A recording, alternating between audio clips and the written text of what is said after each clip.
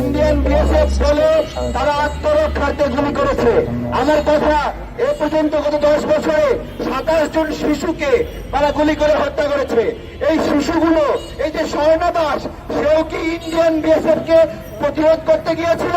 যে কারণে তাকে হত্যা করা হলো। ফেলানি দাস, জীর্ণ শীর্ণ একটা মেয়ে, কাজ করে খায়, বিয়ে দিবে বাবা, ওই বিয়ের জন্য দেশে আসছে, তাকে মেয়ে কাঁটাতারে ঝুলায় রাখলো। সেও কি ইন্ডিয়ান বিএসএফ কে প্রতিরোধ করতে গিয়েছিল? সেও কি মাদক ব্যবসা করতে গিয়েছিল? প্রিয় ভাইয়েরা, বাংলাদেশ বিশ্বের একমাত্র সীমান্ত যেখানে বিরামহীন ভাবে বছরের পরে বছর ইন্ডিয়ান বিএসএফ আমাদেরকে গুলি করে হত্যা করছে। আমাদের আফসোস, আমাদেরও একটা সীমান্ত রক্ষী বাহিনী আছে ভাই, সেইটা কোনোদিন তাদের কাছে আমরা বন্দুক দিয়েছি, গুলি দিয়েছি।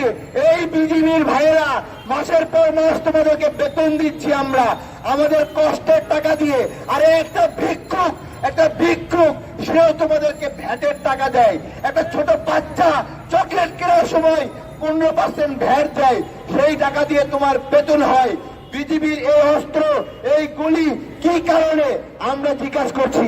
আমরা তোমাদেরকে আর বেতন দিতে বাধ্য নয় যদি ওই বন্দুক, ওই গুলি, ওই অস্ত্র আমাদের কোনো কাজে না লাগে। এই বিজিবি গণঅভ্যুত্থানের মধ্যে বাংলাদেশের ভিতরে ঢুকে বাংলাদেশের নাগরিককে হত্যা করেছে, গুলি করেছে, হাই রেঞ্জের গুলি করেছে। এই বিজিবির একটা গুলি ইন্ডিয়ান বিএসএফ এর বিরুদ্ধে কাজে লাগলো না ভাই। এত টাকা বেতন দেয় আমরা, এত বড় বিজিবির দপ্তর, এত বড় বড় অফিসার শুধু গরম গরম কথা বলে আমাদেরকে আকৃষ্ট করে। আমাদের কথা পররাষ্ট্র মন্ত্রণালয় আজকে আমরা অবরুদ্ধ করে রেখেছি। আমরা পররাষ্ট্র মন্ত্রণালয়ের ভিতর থেকে 1-2 সচিবকে আমরা বলবো আমাদেরকে পররাষ্ট্র উপদেষ্টার সঙ্গে কথা বলার সুযোগ করে দেন। আমরা জিজ্ঞাসা করতে চাই, ওনার হাঁটু কাঁপে কেন? আমরা এখান থেকে শারদীয় স্বরাষ্ট্র মন্ত্রণালয়ে যাব, আমরা ওনাকেও জিজ্ঞাসা করবো। ঝুলায় কথা বলেন উনি, সুন্দর করে কথা বলেন। মানুষ মনে করে বোকা শোকা লোক, কিছু বোঝে না, এরকম একটা ভাব হয়ে থাকে সহজ সরল মানুষ। কিন্তু আপনি আমার এইখানে আপনাকে কেন প্রয়োজন? বাংলাদেশের নাগরিকদের সুরক্ষা দেবেন, সুরক্ষিত করবেন, তাই নয়? সেই বার্গেনিং এ আপনারা সফল নয়, সেই বার্গেনিং এ আপনারা পারেন নাই। ওইদিকে চীন এবং পাকিস্তান, এই 2 দেশের সঙ্গে ভারতের বৈরিতা চলছে। বাংলাদেশকে সিদ্ধান্ত নিতে হবে তারা ভারতের পক্ষে অবস্থান নেবে নাকি চীন এবং পাকিস্তানের নৈতিক পক্ষ নেবে। কেন বলছি? এইটা আমাদের আন্তর্জাতিক রাজনীতির একটা অংশ যে আমরা ভারতের দ্বারা যে নিপীড়নের শিকার হয়েছি, এই নিপীড়নের পরেও আমরা চীন পাকিস্তানের সমর্থন নেব নাকি ভারতের পক্ষ নেব। এই পক্ষ নেওয়া এই জন্য জরুরি, এইটা প্রতিশোধ নেওয়ার সময় ভাইয়েরা 10 বছরে শত হাজার মানুষকে হত্যা করেছে ইন্ডিয়ান বিএসএফ। তার প্রত্যুত্তরে আমরা যদি এখন ভারতের পক্ষ নেই তাহলে হবে না।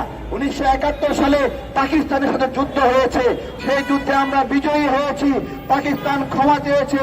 আমরা সব সময় তাদেরকে বলবো তারা সঠিক কাজ করেনি। কিন্তু 2025-এ এসে আমি বলতে চাই, ভারতের চেয়ে পাকিস্তান এই মুহূর্তে অনেক ভালো মানের বন্ধু। ভারতের চেয়ে চায়না এই মুহূর্তে অনেক ভালো মানের বন্ধু। এই বন্ধুত্বকে গ্রহণ করে ভারতীয় আগ্রাসনকে রুখে দিতে হবে। আজকে আমরা পররাষ্ট্র মন্ত্রণালয়ের কাছে যাচ্ছি, জানতে চাইব তারা কেন গতকালকে হত্যার প্রতিবাদ জানায় নাই, এবং এরপরে স্বরাষ্ট্র মন্ত্রণালয়ে যাব, আপনাদেরকে জানাবো কেন তারা এই প্রতিবাদে অংশ নেয়নি। আমাদের স্মারকে কি লেখা আছে আমরা একটু 1 মিনিটে পড়ে শোনাবো, আপনাদের কাছে ছবি এবং কপি দিয়ে দেবো ইনশাল্লাহ।